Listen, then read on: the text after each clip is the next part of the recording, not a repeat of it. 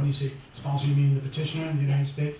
You can actually have more than one petitioner on the same petition, but it's as you said, it's not very common that you do it that way. A lot of times you have one main sponsor or petitioner that takes care of it, but they are fully responsible, but there are very little repercussions for the petitioner if they have been untruthful in their petition. Now, if the petition is approved and there are flaws in it, we as the State Department will look at the petition and make sure that all the statements are true. If they're not, unfortunately, most of the bad stuff that will happen on the artist, not the petitioner. I have friends that live in New York and they have a petitioner that's maybe a wedding band or something like that, and it's not really a full-time job. Do you need to prove that you can sustain a living on it, or what other? The biggest thing that you're trying to prove, whether it's in your petition or in your interview, is that everything that you're stating is actually true. Like if you're saying I play to sellout concerts in Sweden, if that's not true, we're going to find out very quickly. And so we're trying to figure out if what you're telling us is truthful and what the petitioner is telling us on your behalf really at that point is truthful as well. I think I understood a little bit of your question. You don't have to be a full-time musician, one in the United States, but you can't do a lot of other crap. You can't work part-time at a bakery and be a musician. If you're there to perform in the itinerary that's been provided to the United States, to the USCIS, that is what you do. You can add to that itinerary, but you can't take away from it, because then it would have been filed speculatively, and that's not legal. But we certainly see half-time musicians' petition being approved, but that indicates that you have other money not coming in, but you just have money, and you can sustain yourself on that money, but you can't do extra work, something like that. Okay. Do you need to apply for another visa then? You can't have double status in the United States, so you simply can't do it. You can't have two jobs at the same time.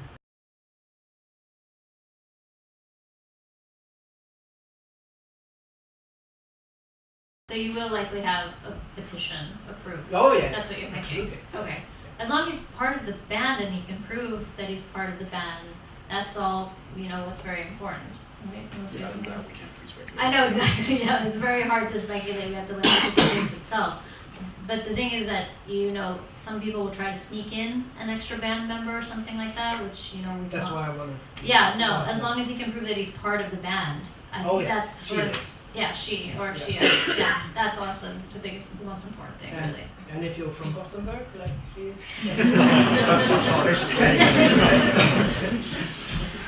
No, but it's important to point out that we can never speculate in the outcome of future applications. So even though we say that she's welcome to apply, we can't say that she's going to get a visa. No.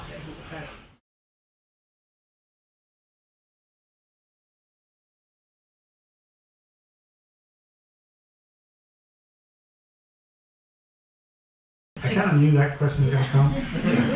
That sorts on the question. Please don't ask. The technical answer is that's a paying audience. You need a petition.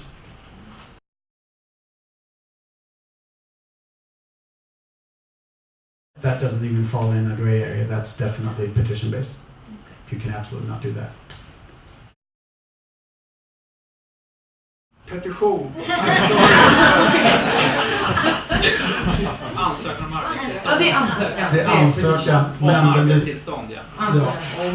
Ja, och det är redan ifrån det att den blir filad också bra som en stod till att den är godkänd, så fortsätter den att heta ansökan. Det är det som kanske blir lite komplicerat. Det heter petition redan när du lägger in den, och den är petition när den är godkänd också. Okej, jag fattar. Men ansökan står jättebra. Without a doubt, you can absolutely go to two auditions. Good, thanks.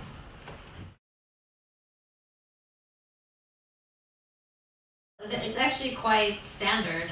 The petition is where it's going to be a little bit different depending on how long the petition is valid for. So that will depend on, again, what your sponsor is doing. If you're getting a B1, B2, that's 6 months. So that's standard. But again, the petition can vary. Once you have a visa, if you have, for example, a O1 visa for an extraordinary individual, and then it's 3 years for the first, right? And then the main rule is that you can renew that for 1 year periods. But you can renew that for a 3 year period in case you change the sponsor or if you have a new event. So part of the tricky thing is if you have an O1 visa and you want to renew that for another 3 year period, right? Not 1 year, because then you always have to have a new renewal going. So, and this is also kind of an art. So I know what we do when we work with different US law firms, we have, it's totally key to work with firms. They're good at different things. So, for example, there are firms that are very good at presenting this as a new event. So they are very good for renewals. Then you get a 3 year renewal, and then you have other firms that are good at showing that you meet the standards of a basic of the first initial 3 years. So and then you have difference on East Coast and West Coast, because the West Coast is generally harder. So I think the period, once you have obtained an original visa, that is a big question. That's a lot of the advice that we do, for example, and that differs. It really does. So you always use different companies depending on the case? Yeah. It's been a bit harder because now we're talking about meeting the standards of being an extraordinary individual, and that standard has gotten higher, I would say, during the last 3 years, and so it kind of and it goes a bit like this, and just, I mean, looking just at the statistics, I think that, for example, you have two offices where you can apply. You have the East Coast, you apply to Vermont, and you have the West Coast, you apply in California. In California, they denied around, I think, 15 to 20% of the O1 petitions, while in Vermont, they denied 9 or 10%, something like that. And they had more applications in Vermont. So it could differ. They apply different standards sometimes, and that is a problem. And they have guidelines and they have memos of how to meet this requirement, and that differs, I would say. So over time, so it's really hard. And sometimes one good article if you have an article in, I mean, Rolling Stone or something really established, that could be just as good as tons of other internet. So it totally depends, and that's one of the hard things. And sometimes, just also to prove that if you have distinguished press here in Sweden or in the Nordic countries, to present it in a way so they understand that this is a high standard here. But is there any types of forms of censorship that go into those applications in any way? Like if it's a band that you mentioned Wei-Tang, and Satanic and all this stuff, and are they going to say, "Oh, that band no, but this nice little pop band yes"? That's not my experience. No. Okay. Well, we had to prove that they have been working with the band for a long time, and it's really are working with the band. They do need a special visa, also called the O2 or O3 visa. If you're the P3, if you're traveling with the band and you're supporting them in any way, you're a tour manager, you're an assistant, you also need to prove that you are those things as well. That's very important. I can tell you from the interview part is we don't want you walking in and saying that I'm part of the band, but you have no idea on how to be a tour manager or what a tour manager does. So things like that are important. The huge cost is the U.S. Immigration specialists. A petition, the cost for that is, I think, $325, I think, for the, let's say, O1 or P1 petition. And then if you need it fast, then you can apply for premium processing, which means that it is processed within 15 days. The waiting times right now, you often don't need that because it's standard waiting times, but the waiting times are going like this too. Sometimes it's 3 or 4 months, sometimes it's 14, 15 days even for standard. So it's $300 plus $1,200 for premium processing if that's what you use. But the main cost is the US lawyers, and that costs, I would say, between roughly $3,000 to $6,000. And you can find it cheaper than that too. You can find it for $1,500 too. So that depends. And then if you use us, for example, I think around we have a fixed price if it's a straightforward application, and that's around 15,000 kronor. So all Per person or per? Per petition, yeah. So if you want it fast, and if you use and you have an application that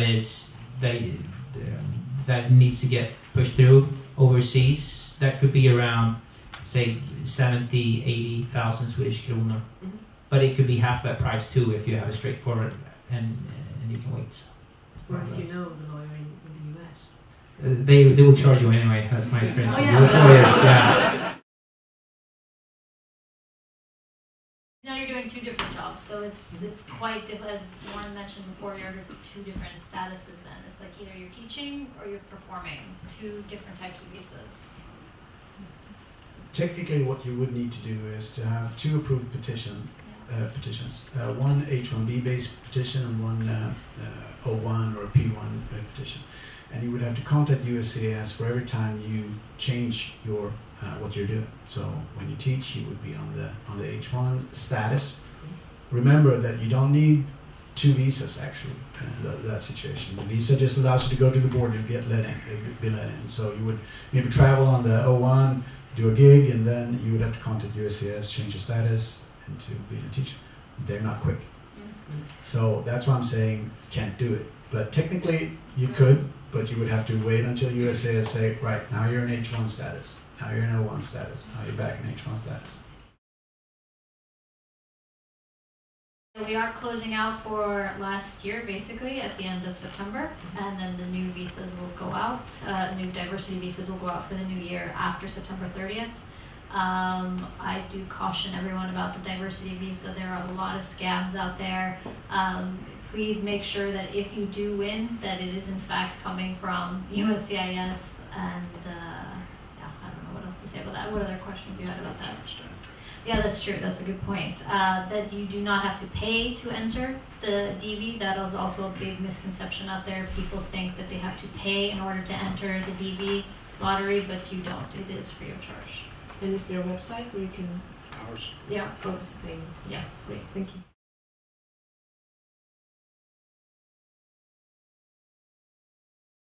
I think you need a US company Yeah.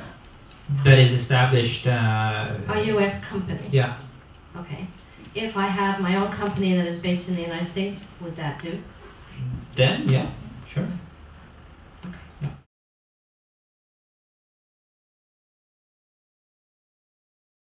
Yes, we have a long list of things to do with our new website. It's up since a couple of weeks. So that's one of the ideas actually, or actually it's one on the to-do list. So it's coming together with other lists.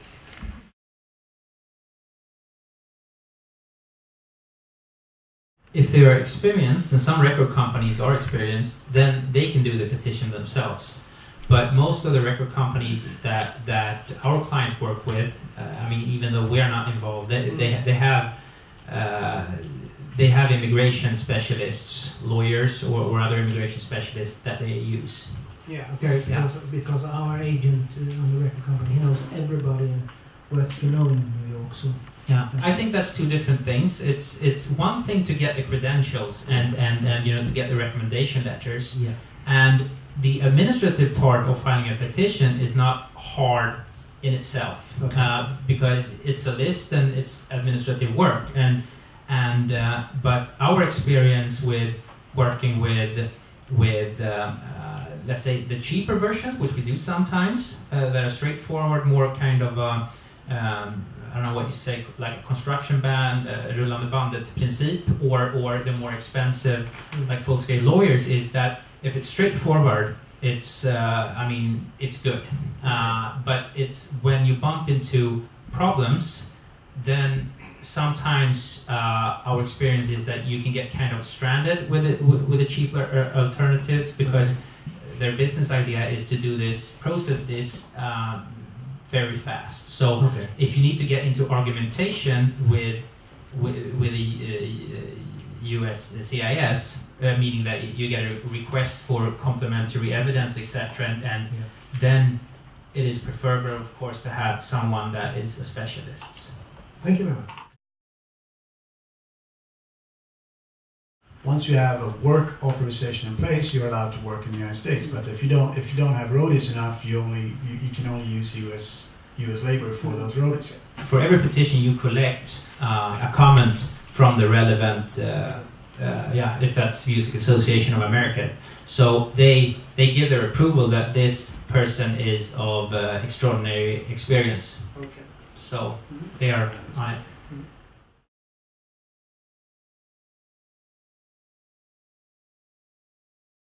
In any interview, basically the burden of proof is on the applicant coming in. So the more information that you have to give us, the better it is for you and sort of in determining your case. That kind of goes back to what you said, sir, about loads and loads of information. To be honest, the more information, the better. This way we're able to see that you are legitimately who you say you are and that you're actually going to do what you're going to do instead of just telling us. So we also like you to tell us because there's something to be said for that interview. But documentation is also good. Cool. So it would be good to ask to get like a letter from the booker or whatever. Saying Absolutely. We are in the business of promoting travel to the United States. That is worth putting up. The thing is, we have a lot of rules and regulations to follow. But a lot of the anxiety that I was thinking of your question over here, that so you say yes to a gig even though you don't have a visa before. Well, if you've been hired for a gig and you are a famous band and everything is on the up and up, then you have absolutely nothing to worry about. You will get your petition approved and you will get your visa. And so we are here to promote legitimate travel to the United States. So, abide by the rules and we want you over there. Absolutely.